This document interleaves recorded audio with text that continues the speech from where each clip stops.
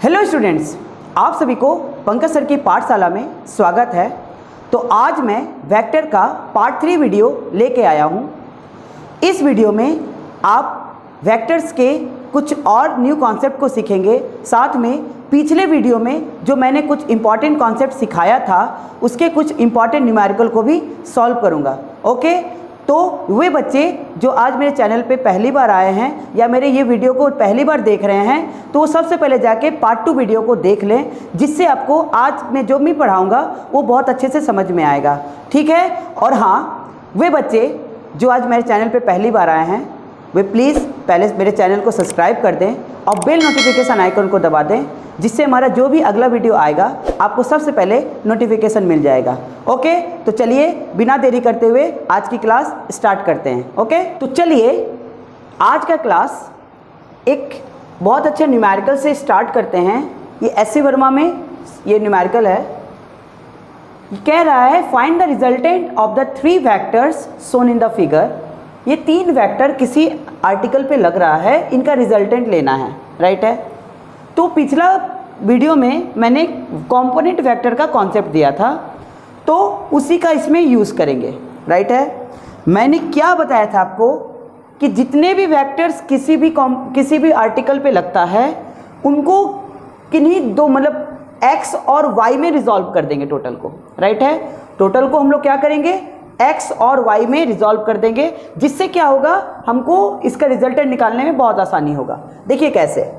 देखो ये जो 3 मीटर का जो वेक्टर है ये ऑलरेडी एक्स के डायरेक्शन में है, तो इसको रिजॉल्व करने की ज़रूरत नहीं है। ये 2 मीटर वाला वाई के डायरेक्शन में, इसको भी रिजॉल्व करने की ज़रूरत नहीं है। बट ये जो वेक्टर है ये क्या है, ये एक्स और वाई के डायरेक्शन में नहीं है, तो इसको एंगल में है कुछ, तो इसको हमको रिजॉल्व करना पड़ेगा। राइट है। अब इसको रिजॉल्व करने के लिए आपको 2 बातें को याद करनी है। मैंने 2 ट्राइंगल बताई थी आपको, एक 37 डिग्री का, राइट है, और एक 53 का। ये रिकॉल करने के लिए बना दे रहा हूँ, 53 डिग्री का। याद है जब 37 होता था तो ये 5, 3 और 4 होता था, और जब 53 होता था तो 5, 4, 3 होता था। अब इस कॉन्सेप्ट, इस ट्राइंगल का इसमें यूज़ होने वाला है। अब आप लोग देखेंगे, आप लोग क्विक नोट कर लें इसे। नाउ देखें आप, अब इस वेक्टर का मैं हॉरिजॉन्टल कंपोनेंट लूँगा और क्या लूँगा, वर्टिकल कंपोनेंट लूँगा। राइट है। आपको बताए थे ना, हॉरिजॉन्टल कंपोनेंट और कुछ नहीं होगा, 5 cos 37 होगा, और ये होगा 5 sin 37 होगा। राइट है। नाउ अब जैसे मैं इसका कंपोनेंट ले लिया तो ये वेक्टर गया काम से, इसके जगह पे मैंने कंपोनेंट ले लिया। अब इस वेक्टर को देखना भी नहीं है, सिर्फ अब कौन कौन से वेक्टर बचे हैं, ये वाला y के डायरेक्शन में, ये वाला y के डायरेक्शन में, ये वाला x के डायरेक्शन में, ये वाला x के डायरेक्शन में। राइट है। तो इसीलिए net vector along x direction कितना होगा, तो x डायरेक्शन में देखो ये 5 cos 37 है और 3 है, मतलब दोनों सेम डायरेक्शन में इसलिए ऐड हो जाएगा, cos 37 प्लस 3। अब आप इस ट्राइंगल से देख के बताओ cos 37 क्या होगा, तो cos 37 होगा b/h, मतलब 4/5 कट गया, और यहाँ पे 3, मतलब कितना आ गया, 7 मीटर आ गया। नाउ अब नेट वेक्टर या जो भी है, तो net vector along y direction क्या हो जाएगा, तो y डायरेक्शन में 2 वेक्टर है, एक है आपका 5 sin 37 और दूसरा 2 है। ये देखो y के डायरेक्शन में है ना, दोनों सेम डायरेक्शन में है तो दोनों एडिटिव होगा, मतलब क्या होगा, 5 sin 37 प्लस 2। अब आप देख के बताओ 37 क्या होता है, तो 3/5 होता है, तो 5 × 3/5 प्लस 2, 5 से 5 कट गया, तो 3 + 2 कितना आ गया, 5 मीटर। यानी ये जितने भी वेक्टर था इसको मैंने 2 कंपोनेंट में रिजॉल्व कर दिया है, मतलब ये x है और ये y है। अब आप देखेंगे मैंने x में नेट में कितना आ गया, नेट बताएंगे, तो नेट कितना है x में, तो x में 7 है और y में कितने हैं तो y में 5 है। अब इनका हमको रिजल्टेंट पूछा गया, ये दोनों, ये सबका मैंने जितने भी वेक्टर था उसको x और y में लेके आ गया। अब इनका हमको क्या बताना है, इनका हमको रिजल्टेंट बताना है। अब आपको पता ही है अगर इन दोनों के बीच में एंगल कितना है, तो इन दोनों के बीच में 90 डिग्री का एंगल है। तो अगर 90 डिग्री का एंगल है और ये रिजल्टेंट अगर r है, तो r आपको मैंने बता चुका है कि r और कुछ नहीं होता है, दोनों का स्क्वायर कर देंगे तो 5 स्क्वायर प्लस 7 स्क्वायर, राइट है। तो क्या आ जाएगा 25 प्लस 49 अंडर रूट क्या आ जाएगा, तो ये आ जाएगा 9 5 14, ओके 9 5 14 और 3 74 है ना का अंडर रूट, राइट है। चलिए अब अगर 74 आया है, इसका रूट बहुत आसानी से निकाल सकते हैं। मैं आपको कॉन्सेप्ट भी सिखाया था, किसी का भी रूट आप बहुत आसानी ये तरीक़े से निकाल सकते हैं। लिख लीजिए नोट करके कैसे आप निकालते हैं। देखो अगर आपसे कोई बोले कि सर आप बताओ, मान लो कोई भी अगर मैं ले लेता हूँ, चलो इसी को ही ले लिया 74, तो आपको क्या करनी है, इसके करीब कौन सा स्क्वायर आएगा। तो आप बोलेंगे सर इसके करीब 81 आ सकता है, कोई बात नहीं, मैं 81 लिखा, माइनस 74 लिखेंगे ना, तो 81 में कितना माइनस करोगे कि 74 आएगा, तो 7 माइनस ये इधर 6 है और इधर 7 माइनस करेंगे तो क्या आ जाएगा 81। अब देखेंगे ध्यान से, अब आप देखेंगे 81 किसका स्क्वायर है, तो 9 का स्क्वायर है, बीच में माइनस, जो नंबर है उसको लिख देंगे और इसका जो भी आया था उसका डबल, इसका डबल नीचे कर देंगे, राइट है। अब आप देखेंगे 18 को 7 से डिवाइड करें, मतलब ठीक है 7 को 18 से डिवाइड करेंगे तो कितना आएगा, लगभग 0.4, राइट है। 18 4 जा आएगा ना 7, लगभग 0.4, तो 9 माइनस 0.4 तो कितना आ जाएगा, लगभग 8.6, तो इसका कितना आ जाएगा 8.6 मीटर।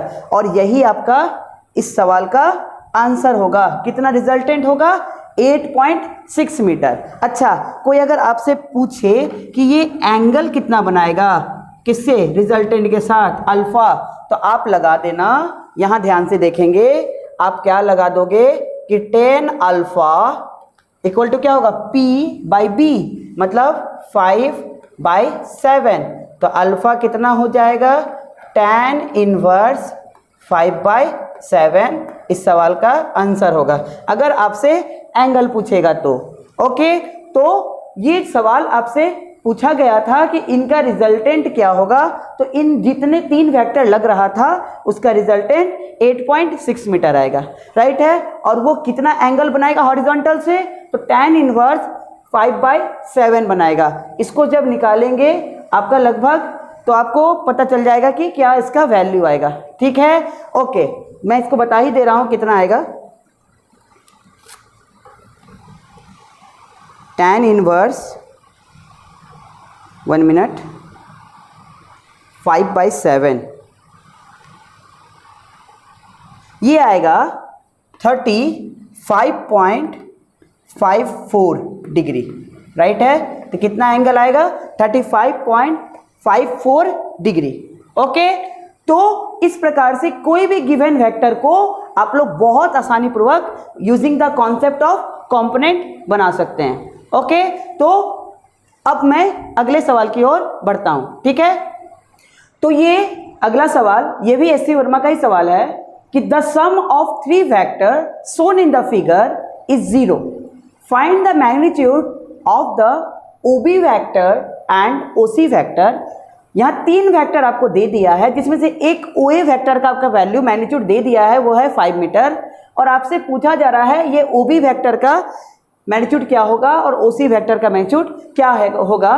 बस एक दे दिया है कि इन सब का सम क्या है, 0 है, ठीक है।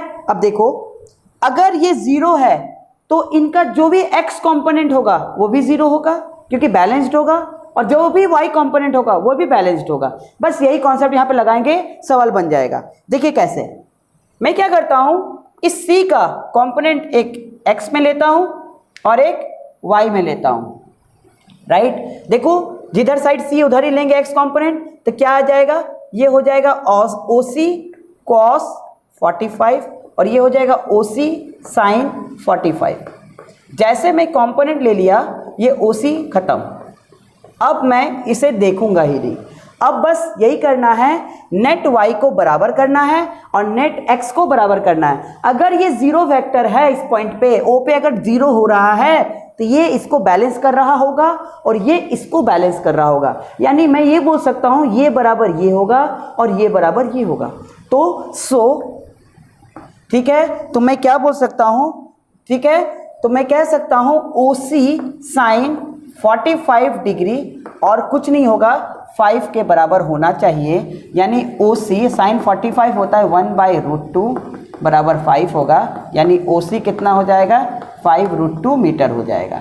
राइट है। इसी प्रकार से मैं क्या बोल सकता हूँ, OB इज इक्वल टू होगा OC cos 45 और मैंने OC निकाला है 5√2 और cos 45 1/√2 होता है, √2 से √2 कटेगा तो ये आ जाएगा 5 मीटर। बस इतना सिंपल सा सवाल था कि अगर बोलेगा कि किसी भी नेट वेक्टर ज़ीरो है तो कुछ करना नहीं है, बस उसका x और y कंपोनेंट निकाल देना है और जितना भी x कंपोनेंट में जितने भी वेक्टर है, जितना भी पॉजिटिव डायरेक्शन और नेगेटिव डायरेक्शन को एक दूसरे के बराबर कर देना है और जितने भी पॉजिटिव x डायरेक्शन और y डायरेक्शन उसको बराबर कर दो और वहाँ से आपका सवाल बन जाएंगे। बस इतना सिंपल सा क्वेश्चन था। ठीक है, तो चलिए अब मैं कुछ और इम्पॉर्टेंट कॉन्सेप्ट को सीखता हूँ। ओके, तो चलिए अगला कॉन्सेप्ट की ओर बढ़ते हैं और सीखते हैं जीरो वेक्टर की कॉन्सेप्ट। देखो जीरो वेक्टर क्या कहता है कि if three vectors acting on a point object at the same time are represented in magnitude and direction by the three sides of a triangle taken in the same order, their resultant is 0 and the object is said to be in equilibrium। क्या मतलब हुआ, आप ऐसे समझना। देखो पहले ये क्या लिखा हुआ उसको समझेंगे। मान लो एक वेक्टर है, राइट, ये मान लो A वेक्टर है, ये मान लो B वेक्टर है, राइट। तो इसका रिजल्टेंट बताओ कैसा होता था। तो आपको पता ही है कि इसका ऑपोजिट ऑर्डर में अगर मैं एक लाइन खींच दूं ऐसा, राइट है, तो ये और कुछ नहीं A vector plus B vector बन जाता था, राइट है।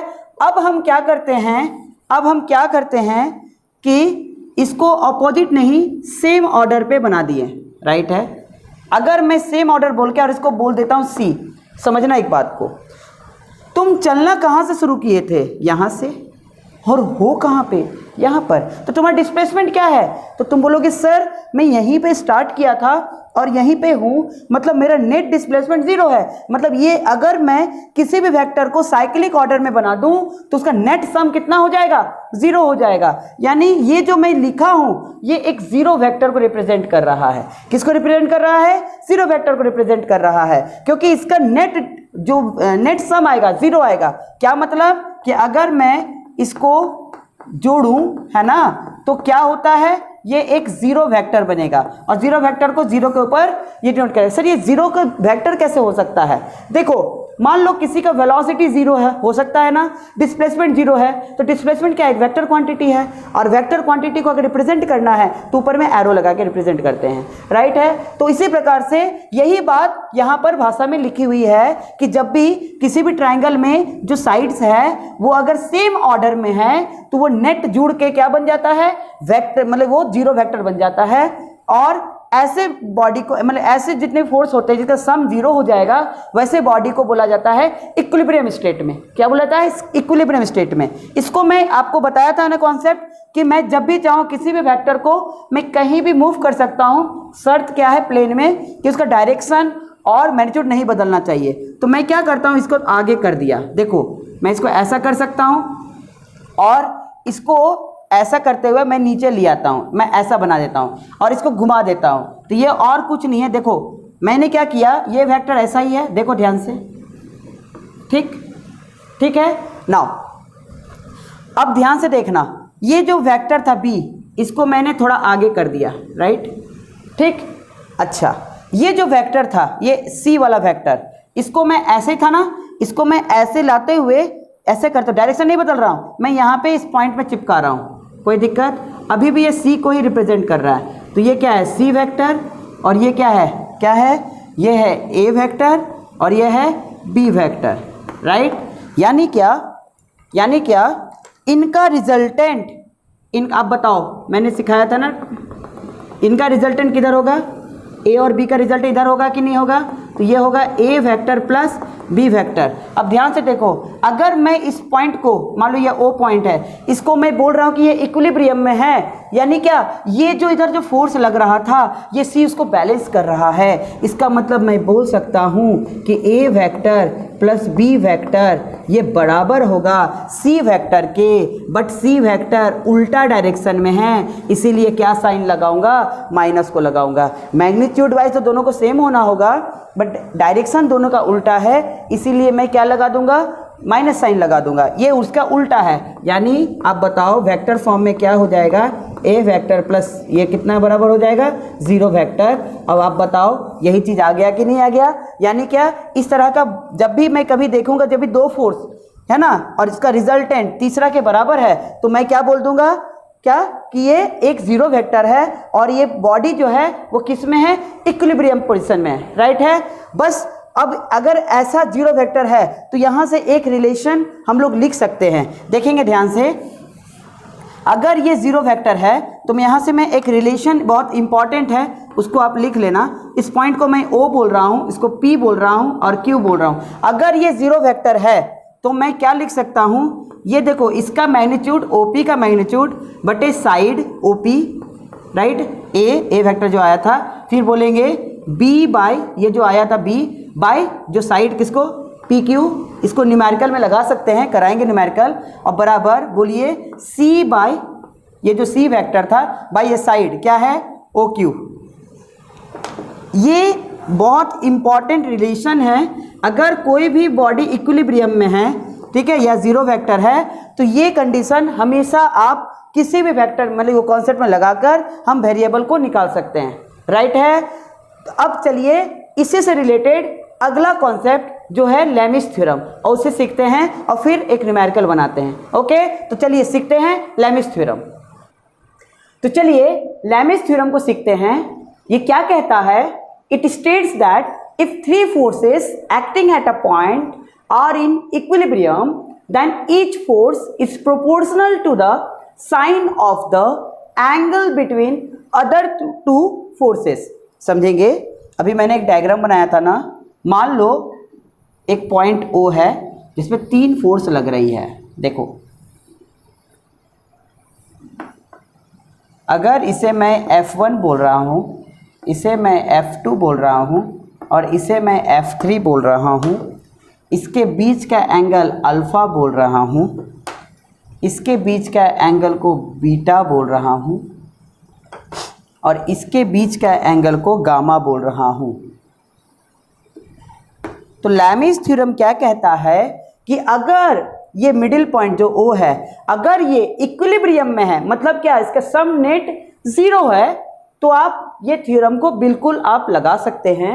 क्या कहता है कि जो भी फोर्स है, मान लो F1, आप अगर लिखो बाय इसके ऑपोजिट जो दूसरा 2 फोर्स है उसके बीच का जो भी एंगल है उसको साइन के साथ लिखना, बराबर F2 बचा 2 फोर्स कौन सा है? F3 F1, इसके बीच का एंगल कितना है? बीटा, उसको साइन के साथ लिखो, बराबर F3 है ना, बाय इसके ऑपोजिट साइन गामा, राइट है? और यही है लेमिस थ्योरम, राइट है? समझ में आया? अभी मैं एक न्यूमेरिकल करूंगा तो ये आपको लेमिस थ्योरम बहुत अच्छा से समझ में आ जाएगा। ओके, तो चलिए न्यूमेरिकल को करते हैं। ओके, तो ये एक सवाल है, क्या है कि 2 पोल के बीच में एक तार बंधी हुई है, a string is tighted between the 2 pole, और कोई एक लोड है जो सम दूरी, कुछ दूरी पर वो झूला हुआ है जिसका वजन है 50 न्यूटन दे दिया गया है। अच्छा, अगर वो झूलेगा उस पर तो इस वायर पे क्या क्रिएट होगा, तो टेंशन फोर्स क्रिएट होगा, राइट है। अच्छा, जब वो इस पे झूला है, अब मैं बोल रहा हूं कि ये पूरा जो सिस्टम है किसमें है, इक्विलिब्रियम पोजीशन पे, इक्विलिब्रियम में है। अगर ये इक्विलिब्रियम में है, क्वेश्चन में लिख दिया है कि अगर ये क्या है, इक्विलिब्रियम में है, मतलब अब ये कहीं नहीं जाने वाला, ये पॉइंट अब एक जगह पे स्थिर है ना, स्टेबल है। नाउ अब अगर ऐसा कंडीशन आपको दिया हुआ है कि ये जो एंगल है ये 53 बना रहा है, वो 37 बना रहा है, तो इस अगर स्टेबल कंडीशन पे है, इक्विलिब्रियम कंडीशन पर है, तो आपको इसके पे दोनों रोप पे उसकी टेंशन फोर्स को निकालना है। इसको दो तरीके से बना सकते हैं, एक कंपोनेंट मेथड से और एक लैमिस थ्योरम से। आप देखना लैमिस थ्योरम से कितना जल्दी बन जाता है, ठीक है। मैं कंपोनेंट से भी बना के दिखाऊंगा इस सवाल को, बट पहले देखो मैं लैमिस थ्योरम से बनाता हूं। नाउ अब आप देखो यहाँ ध्यान से, अगर ये 53 है, ये 37 है, राइट है। अब आप देखो यहाँ ध्यान से, तो ये कितना हो जाएगा, तो ये तो 90 हो जाएगा, राइट, क्योंकि 53 और 37 ये 90 है और ये ट्राइंगल है, इनका टोटल 180 होना है, तो इसको 90 होना है। नाउ अब देखो ध्यान से, अगर ये 53 तो ये भी 53 और ये कितना है, 90 है, और ये 37 तो ये भी 37 और ये 90 है। अब मैं लैमिस थ्योरम लगाने जा रहा हूं, तो अप्लाइंग लैमिस थ्योरम,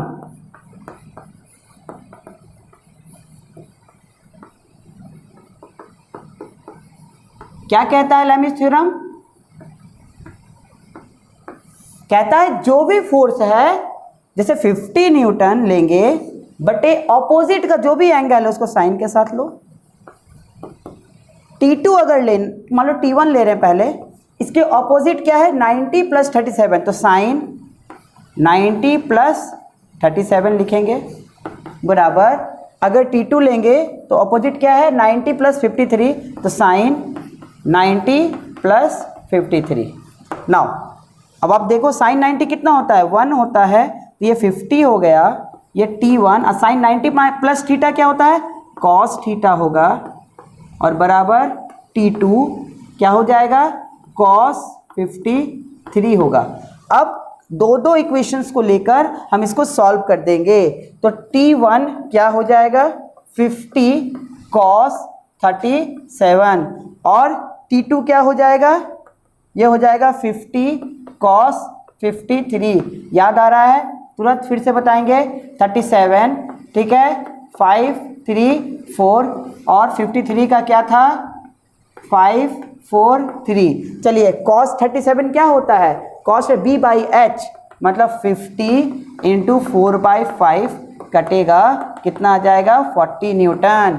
अच्छा 50 cos 53 क्या होगा, 3/5 कटेगा, मतलब कितना आ जाएगा, 30 न्यूटन। और यही इस सवाल का आंसर है। देखो कितना क्विकली हम लोगों ने लैमिस थ्योरम से बना दिया, राइट है। अब इसी सवाल को चलिए मैं आपको कंपोनेंट मेथड से, है ना, निकाल के बनाता हूं। देखिए इसे आपने नोट कर ले सबसे पहले, ओके।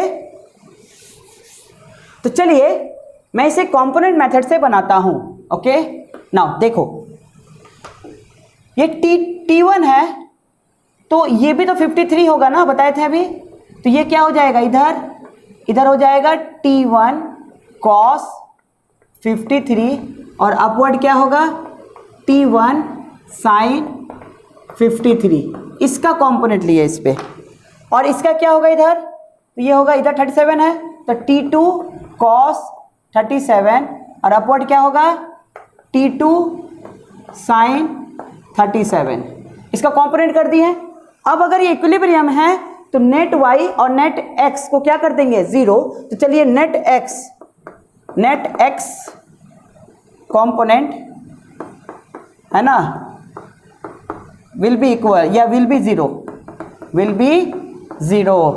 तो अगर इसको 0 बनाना है तो जितना इधर उतना इधर, तो क्या होगा, T1 cos 53 बराबर T2 cos 37, और cos 53 क्या होता है, cos 53 होता है 3/5,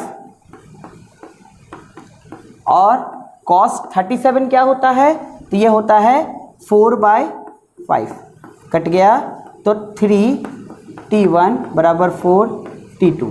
नाउ अब ये वाला y वाला करेंगे net y, okay, net y component will also be 0।